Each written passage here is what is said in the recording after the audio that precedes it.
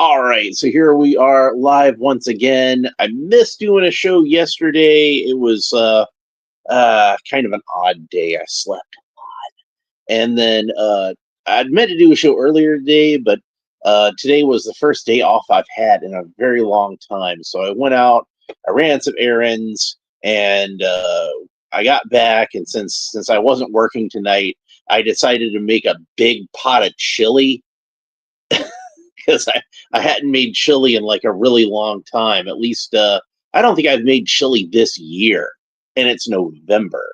That's a long time for me to go without making chili. So I made a big pot of chili, and that was most of the day was me running around doing stuff, and then cooking, and then it was like I don't know, like maybe like 9 o'clock when I'd finished eating my two bowls of chili that I ate, and and then I was just beat. So I laid down and I took me a little bit of a nap. Now it's about 11 o'clock. And I've been up for a little bit, but I really wanted to go ahead and make sure I got out a video today, and I've been really excited about opening this one. I've been looking forward to this one for a long time, and it arrived from the Mcfarlane online store today, and it is DC Multiverse Batman. This is Batman from Detective Comics number 587. Night People, Night People. Yeah, look at that iconic image from that classic comic book cover. I will never forget the first time I ever saw this cover. And like Norm Brayfogle had been drawing Batman for a little bit in Detective Comics, and he'd drawn an annual. Uh, there was a Batman annual that I think is best known for having an Alan Moore Clayface story in it. And that Clayface story is pretty good. But I think actually the more important thing, more important than an Alan Moore Batman story even, is that that was, I believe, the first time that Norm Brayfogle had ever drawn Batman. And he would soon become one of the greatest of all Batman artists, and unfortunately passed away far too soon. But I remember seeing this cover for the first time. I was staying with my grandparents for a couple of weeks over the summer, and my grandmother was a voracious reader. Like I don't know anybody. I don't think I've known anybody in my entire life who read as much as my grandmother. And as such, she would often, take us on trips to the bookstore. There was a standalone Walden Books over on Memorial Drive, Walden Books and More, it was called. And usually Walden Books was like a little shop in a mall, but this one was a standalone store. It was like a Borders before I'd ever seen a Borders or a Barnes and Noble. This Walden Books and More was the closest thing I'd ever seen, and it was if you loved books, it was like for me it was like walking into Willy Wonka's chocolate factory, but instead of candy, it was books, and that was really cool. So my grandmother loved it. I loved it. She loved taking me there. I loved being taken there. It was that was some good memories, and they had a graphic novel section which was fairly small because at the time graphic novels weren't really a thing. You had Watchmen, and you had The Dark Knight Returns, and that was pretty much it. Like, they had a Walden Books exclusive hardcover leather bound edition called The Complete Frank Miller Batman that had both The Dark Knight Returns and Batman Year One in there, and I remember like saving up quarters from my allowance for months to pick this thing up, and that was a completely other story. I'm getting completely sidetracked, but I'd go directly over to the magazine section, and they had not a spinner rack like you think of in the traditional sense, not like the wire spinner racks that we remember seeing at like the grocery store or the gas station. This was like a fancy Walden Books spinner rack. It was, made out of like, plywood and plexiglass, and it was quite nice. And I remember going through there looking for comics, and I'd look over at the magazine section and oftentimes pick up Comic Scene magazine or Comic Scene magazine. Oh man. But that was where I first found out they were making a Batman movie, was reading that magazine.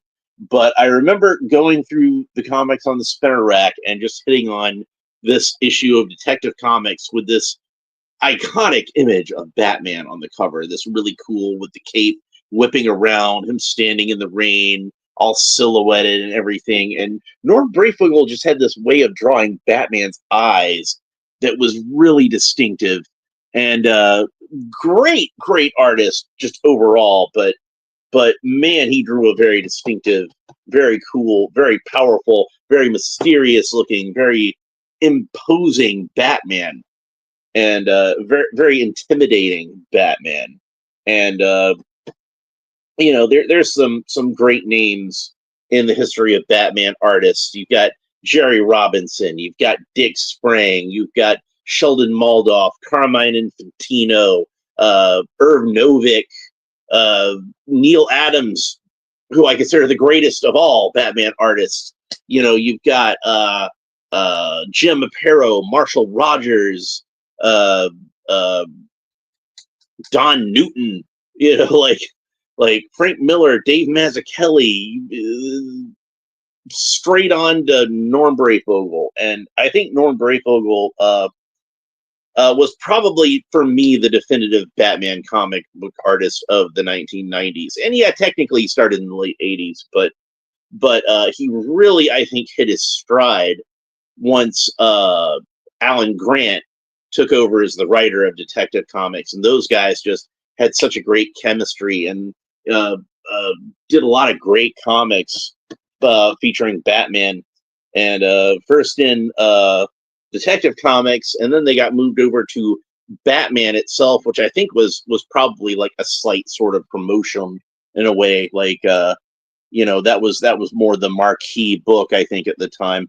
And then popular enough that they got their own Batman comic. Like they made a new Batman comic around like 1992 when Batman Returns came out, and they were going to cash in on the hype of that by having a new Batman comic, and they picked these two guys to headline it. Now, unfortunately, Norm didn't stick around too much longer after that. He would come back and back to drawing Batman and Detective for a while for the early chapters of Nightfall, and but eventually he moved on to other projects. Unfortunately, personally, I would have loved to see him just stick around on Batman for the rest of his life. For the rest of his far too short life, he should have lived a lot longer. That guy, but man, that was a great cover. And I've sat here talking about the man, the artist responsible for this image, and lots of great Batman stories over the years. Holy Terror is another one worth checking out, an Elseworlds book where in that universe, like the United States is a theocracy, and I don't want to say too much more about it, but some beautiful artwork by Norm Brayfogle. So this action figure is a loving tribute to a man we lost far too soon, and the artwork that he produced and that we enjoyed. And we're going to get into all this. This might be, I've been looking forward to this for a while. This might be the definitive, the ultimate, the perfect Batman action figure. So we're going to get into it. I'm really excited to open this up. All right, so let's go ahead. We got a little piece of tape down here at the bottom. It's this kind of circular tape we see on the Mcfarlane figures a lot of the times. Just one piece of tape. That's it. So we're going to open them up. We've been over these packages several times before. We don't need to talk too much about it, but pull out the whole insert because there's a lot of stuff in here. And then we can get a closer look at Batman out of the package. Very cool. And I removed the back, and the only thing we have on the back here is the trading card. And there is not the standard figure stand in this package. We do not get the standard matte black with a glossy black DC logo on it. Instead, we get this really cool gargoyle figure stand. Looks awesome. Oh man, I can't wait to get into all this. This is going to be so much fun. All right, so let's get the trading card off. And once I get the trading card off, and you can take a look at it. Here we go. You can see that while the back of the package had the cropped image of Batman, of course, to better fit the proportions of the box, the trading card does give us the full cover in all its glory with that cool late 80s Detective Comics logo on there. They did not have the name of Batman, just the Detective Comics logo, but they did acknowledge that it was Batman's book by having the word comics encased in this bat silhouette, which I thought was really cool. But you can see like it is a very sort of horizontal picture of Batman. Like it works as a widescreen picture because you got that cape whipping around. But part of what made this cover so cool, and I'm glad you can appreciate it on the trading card here, is the way the alley is drawn and the wet pavement underneath Batman's feet, the water starting to pool there. You can see the raindrops and Batman's shadow or reflection or whatever it is, all distorted by the rain. Just the little details like the garbage can being tipped over and the wooden slat fence on the other side of Batman, where it's one of those things where like it's a pretty simple sort of like, I'm sure the technique that he used here was he was probably inking with a brush and a ruler, which Frank Miller talked about inking with a brush and a ruler and how it's a skill that takes you a few years to really develop and really get good at it. But what Frank was saying is once you do, your staircases look worn. And I'm like, man, it's you got to really appreciate the old school way of drawing comics and the techniques that they use. And like, yeah, a lot of it's digital nowadays. It's probably a lot easier to do it that way. But the old school comics, man, they had to work at it. It was a craft, you know. Here's what the back of the card looks like. That's a very brief bio that we have, but we'll go ahead and read it real quick. It says Batman, Detective Comics 587, Night People, that was the name of that storyline. Data File, real name Bruce Wayne. The Batman visits the dark side of the American dream to find out who is terrorizing the homeless of Gotham City. So not really much of a bio, but just kind of like a really brief blurb about the storyline that this is adapting. And this did introduce a couple of other villains that would pop up again throughout the Grant and Breyfogle run on Detective. This was also one that John Wagner, I think was his name. He was the co-writer on the first few issues of that, but eventually he would move on to other things, and it would just be Grant and Breyfogle after that. But they introduced a villain named Cadaver, who was a sicko who was obsessed with death, as the name might imply, and the Corrosive Man, who to me seemed like almost like he was supposed to be kind of an update on Dr. Phosphorus. He definitely had a similar look to Dr. Phosphorus. And of course, Dr. Phosphorus would be the basis for the later Batman Beyond villain, Blight. So a lot of green, glowy skull guys in as Batman villains. If I had a nickel for every time that happened, I'd have 3 nickels, but it's still weird it happened 3 times. All right, so looking at the packaging, we have something unusual here, which is a twist tie. You don't see a lot of twist ties on action figures anymore, and I don't think I've ever seen one on a Mcfarlane figure. But it's a rather large, long twist tie. You can see it going over Batman's shoulder and, basically down to wrap around the whole cape. Oh, man, this cape is going to be a lot cooler even than I thought. I'm just looking at it on the other side here, folks, and and I see a lot to be impressed about already. So we're gonna do that twist tie out of there. Put that in a little bag of garbage I got down there. And oh man, there is just so much stuff to go over with here. Okay, so as far as accessories go, first and foremost, we have a second cape, and you can see that this is a dark navy blue fabric, but on the inside of the fabric, it's black. So it's two different colors here. This is a massive wired cape. Look at that. Look at the wingspan on that thing. Jesus. Oh, man. So we're going to set that aside. It's an irregular shape, too. It's obviously supposed to be, again, kind of an homage to the way the cape is whipping around on that cover. But, man, I like the shape of it. It's not the usual just where, it's kind of a semicircle with some scallops on the bottom of it. It's definitely a very distinct and unique shape to that cape. So and we got other accessories in here too. So let's go ahead and get all these out. So first of all, we have a gas mask. So that'll fit around Batman's head. You see it's got a strap on there.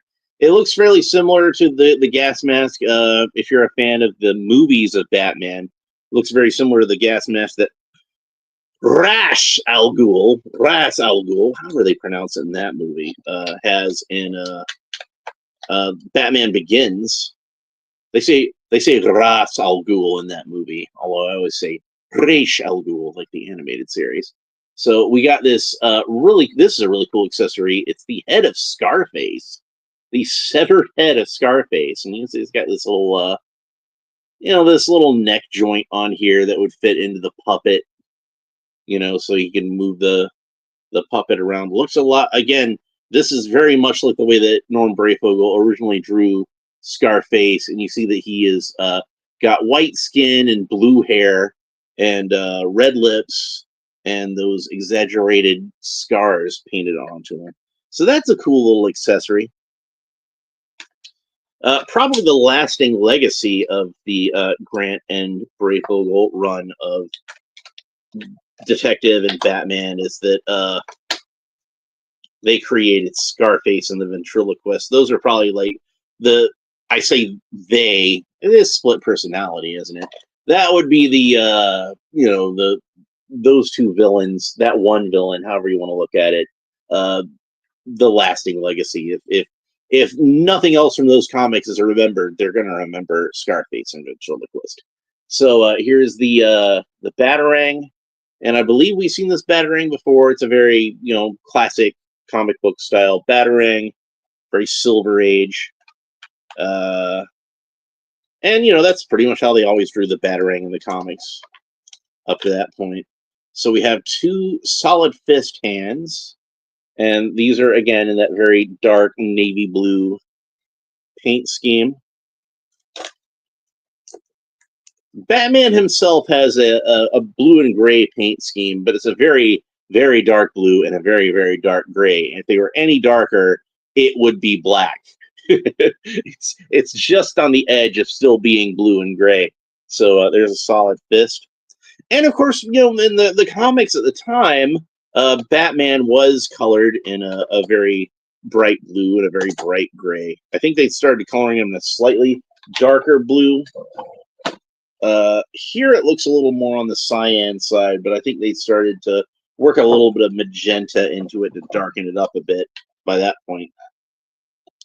He looks way darker in the figure than he actually looked in the comics of the time. But I suspect that's because of the silhouette on the image on the comic. They wanted to try to kind of stay true to that as well.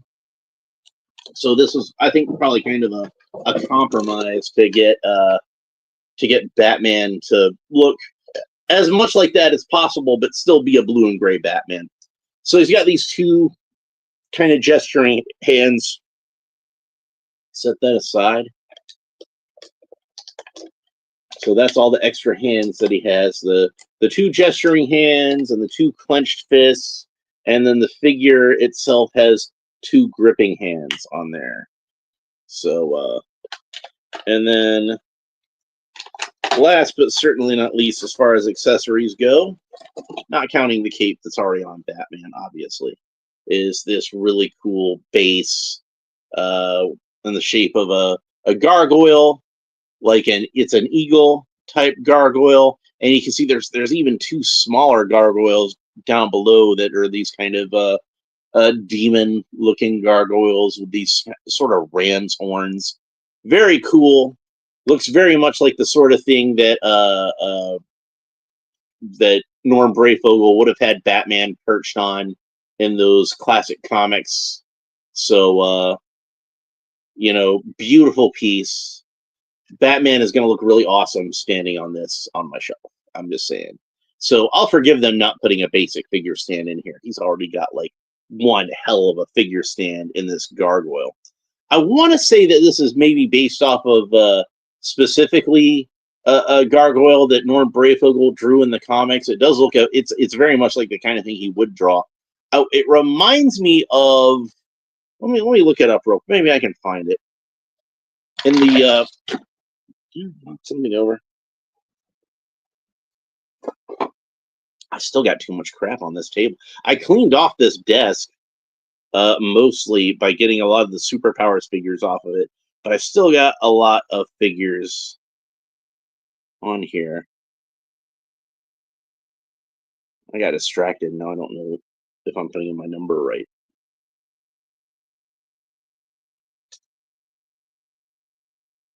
Yeah, my computer went to sleep, so I gotta enter in the number to wake it up. But I think this might be the one that he drew for the Who's Who entry that he did. The computer's just gonna take forever to wake up, isn't it? It's always the way. If you're in a hurry to do something, the computer's gonna be like, "Oh, well, now's the time for me to just take my time and drag my feet and lerpty derpty derpty doo." Okay, well, we'll just move on to something else. I will check that later because I am really curious about that. So we still got to get the figure himself out of here. So let's go ahead and do that. And it looks like there is another bubble that's actually in between Batman and his cape. And there's a couple of rubber tabs holding the forearms in. Those are double rubber tabs for some reason. And then, thankfully, since he has this extra bubble here, that made it easier for me to get the rubber tabs around his waist. Double rubber tabs around the shins. Jeez, guys. Do we really need to go that hard on the rubber tabs? I don't think so, because Robin, like I said, he had one rubber tab around both of those. Collecting in the cape there. This thing is still trying to wake up. And then there's double rubber tabs around this section of the cape for some reason. All right, so that should be enough that we can get Batman out of the package. And that is actually a little bit easier than I thought it would be. And in fact, his head is not really attached to the figure, so it just all came right out of there. So the head and the cape, you can see here, that's what the joint looks like. There's like a little tab on there that's going to plug into either one of these capes, and then the head will plug into the cape itself. Look at the back of it and the texture on there. They actually gave it like this kind of leathery texture. They didn't have to do that. They went all out on this thing. That is impressive. All right, so I'm going to go ahead and, since now my computer is finally woken up, I'm going to go ahead and open up my web browser. And I'm going to look up the Who's Who I'm talking about. So yeah, it's got like a little tab on there. I don't think it seems like it like clicks in there or anything. It's just supposed to hold in there like that. But there he is with the cape whipping around. And you can see that it's not like 100%, but you can see like where they were very much. It'd be a little complicated, I think, to get this cape 100% as it is.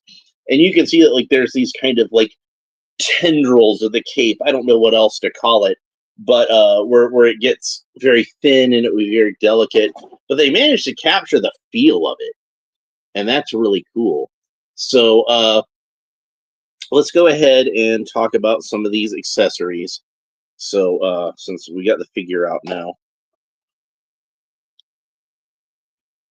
see how well Batman holds his Batarang. And where did the gas mask go? There's the gas mask. Okay.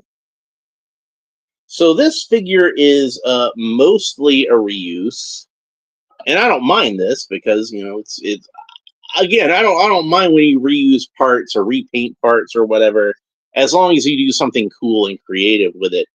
So it fell off again. All right, so we're just gonna have to be careful about that. I might just be being too gentle with the thing, but there, I think it's on good now. So but yeah, you can hold the Batarang just fine, so that's nice. So it reuses a lot of parts from my beloved Nightfall Batman, which is, like I said, I'm a fan of the blue and the gray. That's my Batman is blue and gray Batman. So this is a good default sort of Bronze Age type of Batman. So I definitely like that.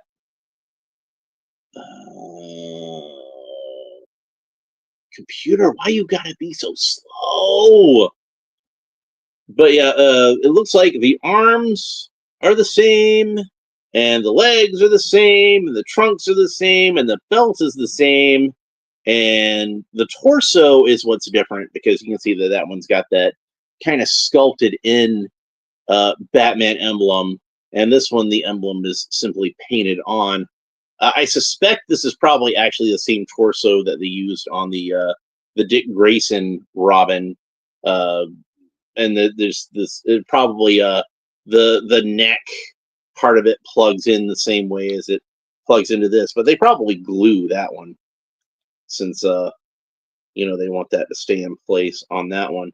But this is meant to be removable, so they just kind of like, you just gotta kind of plug it in and hope that it stays. Would you go? I don't want stupid pop-ups. You install. What are you doing? Is it trying to go back to sleep? What are you doing? God damn it! No, leave me alone. So anyway, what was I doing? Okay. Brayfogle Batman. Who's probably put it apostrophe. Who's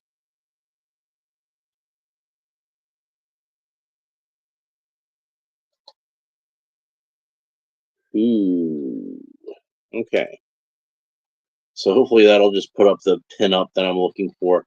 That Who's Who series was the loose leaf ones that you were supposed to put into a binder, which I did not like as well as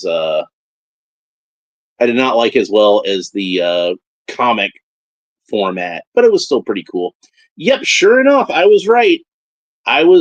So it is indeed based off of the gargoyle that he's standing on in the Who's Who entry that Norm Brayfogle drew for Batman. So that is really freaking cool.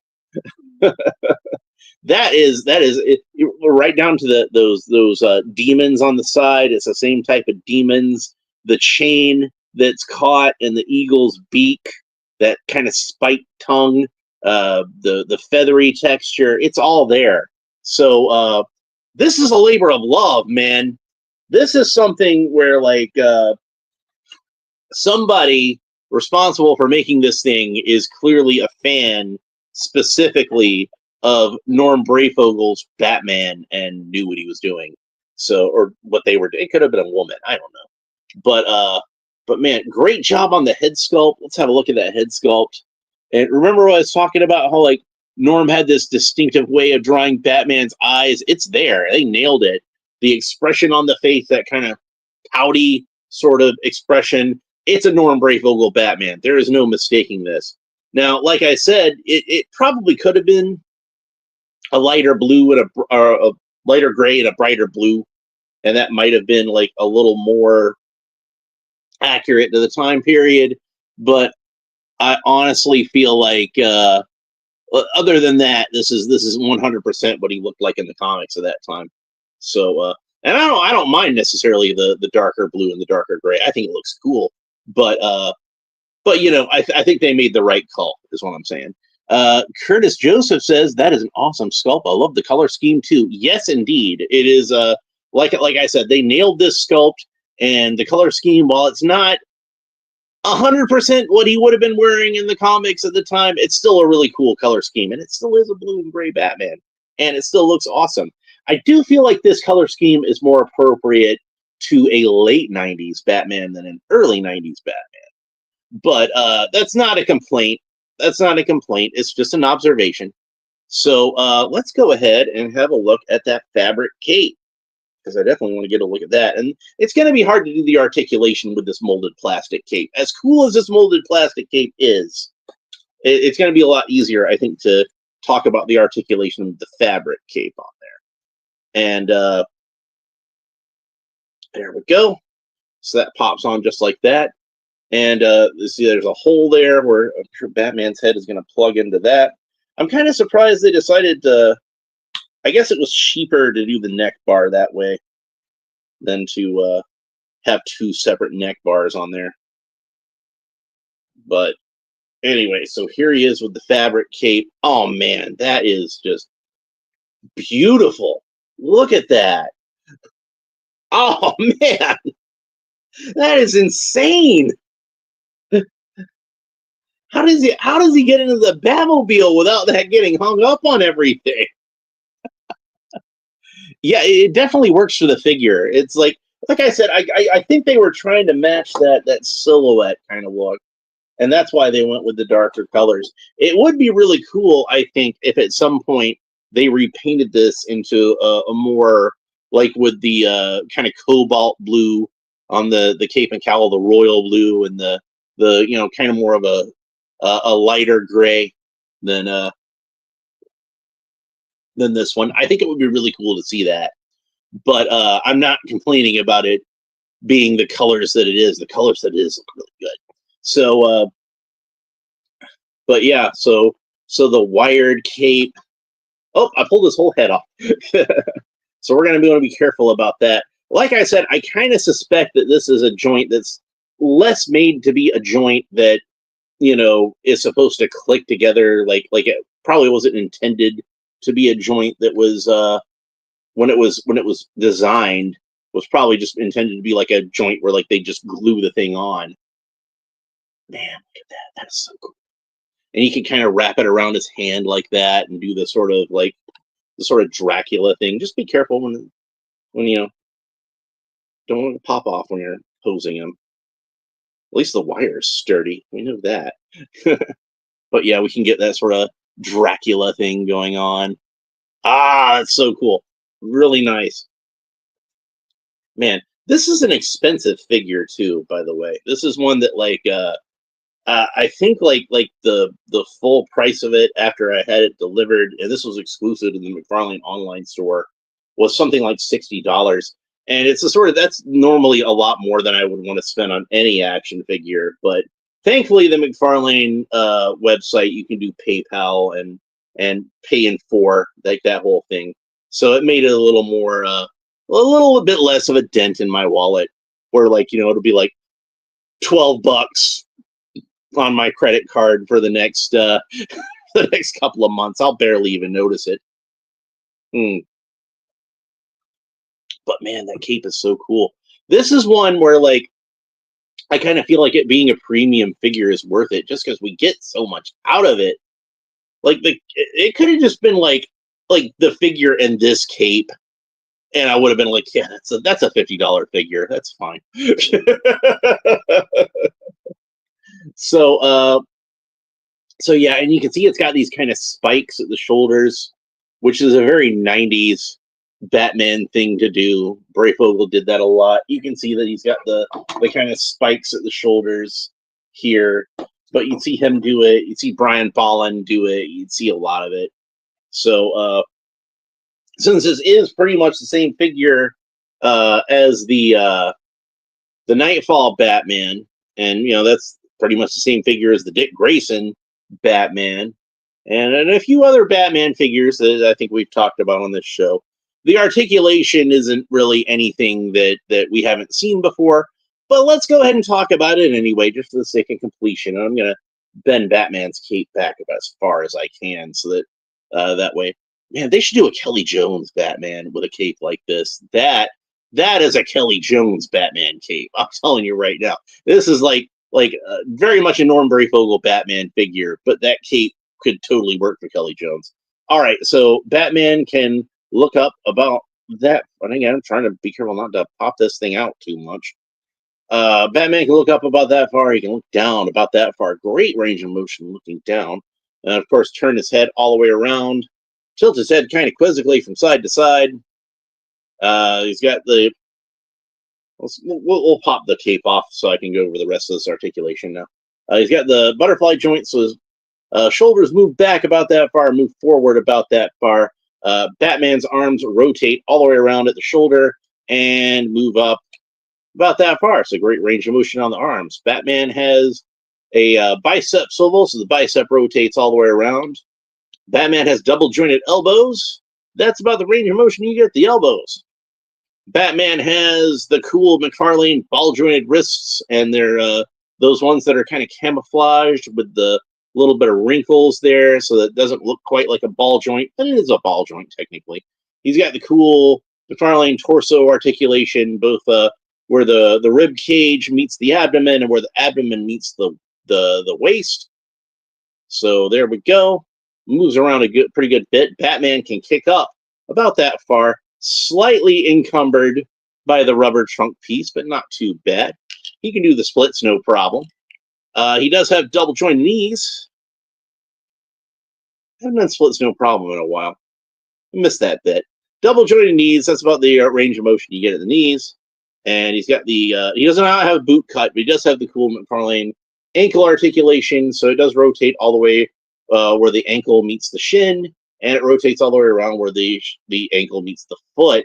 And Batman's toe can point down about that far and point up about that far. And he does have toe articulation just to show off.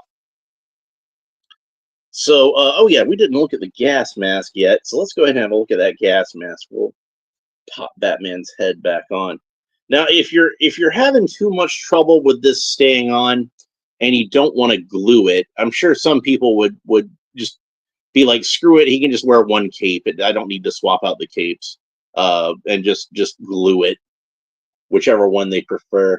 He does still have that kind of leathery texture on the shoulders on this one too, so that's nice. But if you don't want it to be too permanent, I'd suggest like a piece of like double-sided tape. Stick that in there, and that should probably help hold it together a little bit better.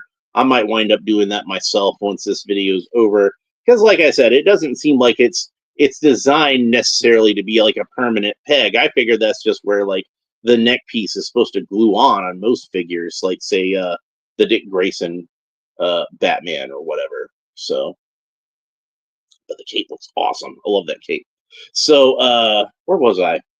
Oh yeah, gas mask. We got to look at this gas mask. So it looks like probably what you're supposed to do. I don't know if it's going to slip over his head or not. Yeah, it seems like it's a little small for that. So what you're going to have to do is, there's the cape again. Stick that back on there.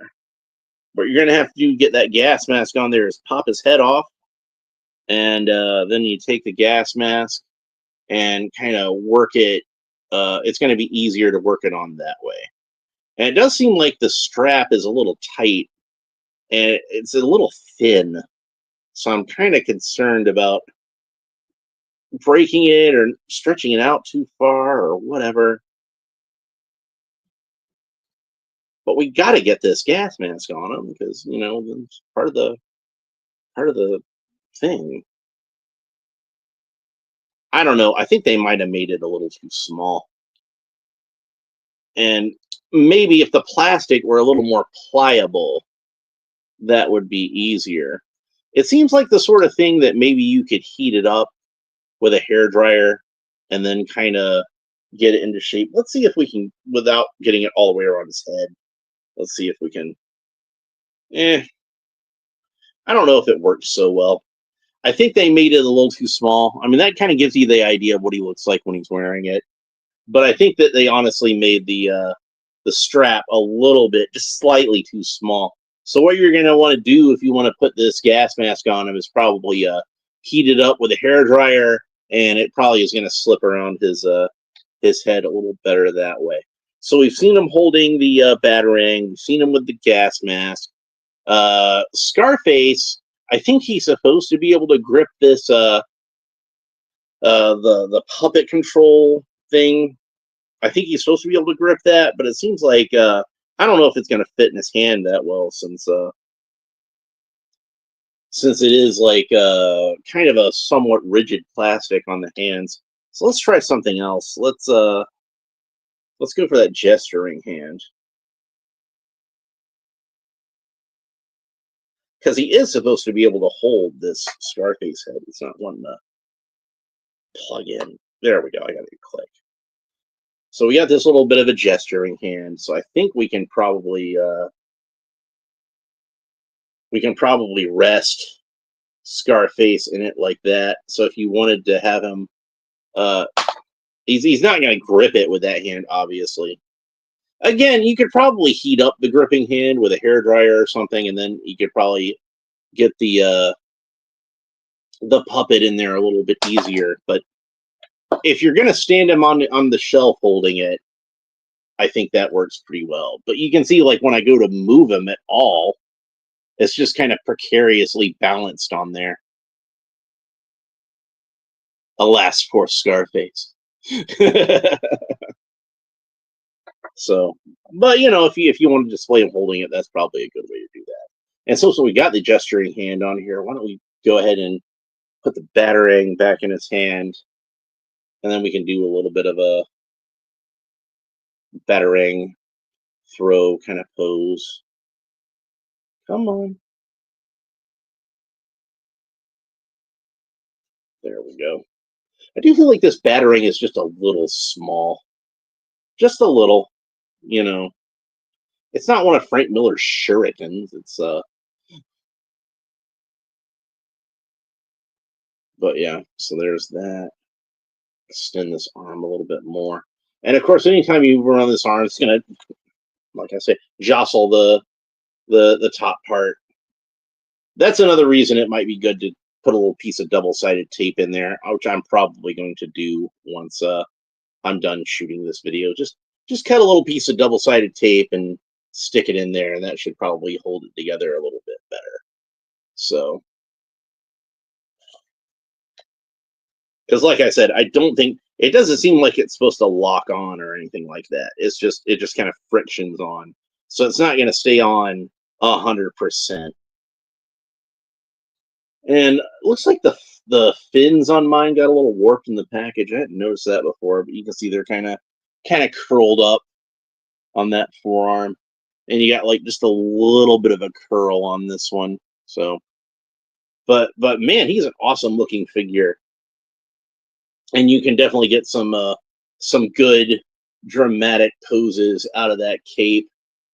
So it like a lot of times with the collector edition figures, you hear me like talk about like, was this really worth it being so much more expensive than a typical Mcfarlane figure? You oftentimes hear me say that, and sometimes I'll say, yeah, it was probably worth the extra money I spent on it. And a lot of times it's like, nah, they overcharged just on this one. But this is one definitely, for all the bells and whistles you get out of this figure, this is one that was definitely worth the little bit of extra that you pay for it. So I want to try to get him on the gargoyle so we can get a look at him on the gargoyle, because that gargoyle is such a cool little piece, so we definitely want to take advantage of that, don't we? And he's got 2 pegs that we could potentially put him on, but I want him to have like a little bit more of a stance to him. So I'm not gonna.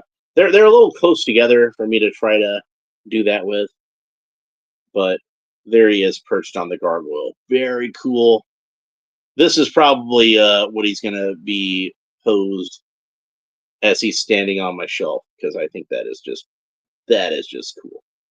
That is Batman right there. This is what Batman ought to be. So this might be the best Batman action figure I've ever owned. It's like I don't want to oversell it, but you've seen me open a lot of Batman action figures here, and I don't think I've ever opened one quite as impressive on this. Certainly on this show, maybe even in my entire life. You know, I go all the way back to the Mego days. I had the 8-inch Batman Mego, and I had the 12-inch magnetic Batman. That's still one of my favorite Batman action figures to this day. You know, of course, I had the Superpowers Batman action figure, which is like a perfect Bronze Age representation of the character. You know, you had the Toy Biz figures that were kind of okay, and then Kenner got the rights back in 1990, and they did figures based on the '89 movie, Batman Returns, the various Batman animated series of the time, Batman Forever, Batman and Robin. They did a lot of great Batman figures and all those lines. Mattel got a hold of the license, did a lot of really great stuff with it. Some really great Batman figures came out of Mattel. Don't get me wrong. DC Direct got the rights to Batman and did a lot of great Batman figures in their time on this earth. But nothing lasts forever, and eventually Mattel's time with the license ended, and then Mcfarlane picked it up. Now, Mcfarlane has done a lot of Batman figures over the years, and in fact, the first Batman figure that I opened from them, it's not even on this YouTube channel, because I wasn't doing that yet. But I had that blue and gray version of the Detective Comics 1000 Batman that I think was a Walmart exclusive. That wasn't enough to get me hooked into the line yet, but I did really like that figure. And eventually, it was when they did those 3 Jokers figures. You know, you had that was, I thought, a nice group of figures, and I really like Jason Fabok's take on Batman. So that was another that was probably what got me hooked into the Mcfarlane figures, was those Fabok figures. But we had the Fabok Batman, we had the Nightfall Batman, we've got a great Frank Miller Dark Knight Returns Batman. We've got like so many good Batman figures. We got Ben Affleck, we got George Clooney, we got Val Kilmer, we got Michael Keaton. Lots of different great interpretations of Batman from Mcfarlane. You know, they've done lots of animated figures. We got Adam West. We got like a whole line of Batman 66 figures in 6-inch, and then we got a 7-inch multiverse figure out of them. We got Asbats, we've got Luke Fox, we've got Dick Grayson. We've got like so many different Batman figures out of Mcfarlane. And, you know, to the point where people complain they're making too many Batman figures. But if they can make a new Batman figure and knock it out of the park like this one, then yeah, make as many Batman figures as you want to, Todd. Like, this is a masterpiece. This might be, and I know there's a lot of them to compare. This might be the greatest Batman action figure ever made. And I think it is the greatest Batman figure that Mcfarlane has made. And it might be the greatest figure, period, that Mcfarlane has made. This is freaking awesome. They did such a great job with this. And Todd, I don't really buy Spawn figures. So I maybe I just didn't notice. But if you haven't already made a Spawn with a cape like this is a cape that Spawn would be rocking this. Like with the wired and the irregular shape, it's like make a Spawn figure like this right now. I'll buy that. And I don't buy Spawn figures, but I will buy that Spawn figure. I'll tell you that right now. So excellently done. And the only thing I think that could make me like this more is if they did one again in the color scheme that was more traditional for the Batman of the time period. I would love to have that one. Hell, do an all black version of this. This would be really cool. So and you did such a great job capturing the Norm Brayfogle aesthetic. It's a perfect likeness of his version of Batman. Really great attention to detail with the accessories, and even having a base that's inspired by his artwork. It's a thing of beauty. It really is, and a fitting tribute to a great artist who really left his mark on the character. And it's so awesome that I'm greedy and I'm hungry for it and I want more. And let's see more Batman action figures like this one for other great Batman artists throughout the years. I would love to have a Neil Adams Batman action figure that rivals this one, or Marshall Rogers, or Jim Aparo, or any of those other legendary Batman artists that I'd mentioned previously. You know, it's I don't know, man. It seems to me like maybe it's just the thought process of the company itself, and the fact that Todd McFarlane himself is a comic book artist, that that you would see this much love for an artist's work in an action figure. And that's part of what makes this action figure so cool too. If I was not familiar, and I can't imagine being a Batman fan of my caliber and not knowing who Norm Brayfogle is. Like Norm Brayfogle, like I said, he's one of the top. But even if I was just like a general Batman, maybe I don't even read the comics. Maybe I liked Batman the animated series when I was a kid, and I liked watching the movies, but I never read any of the comics because that's nerd stuff.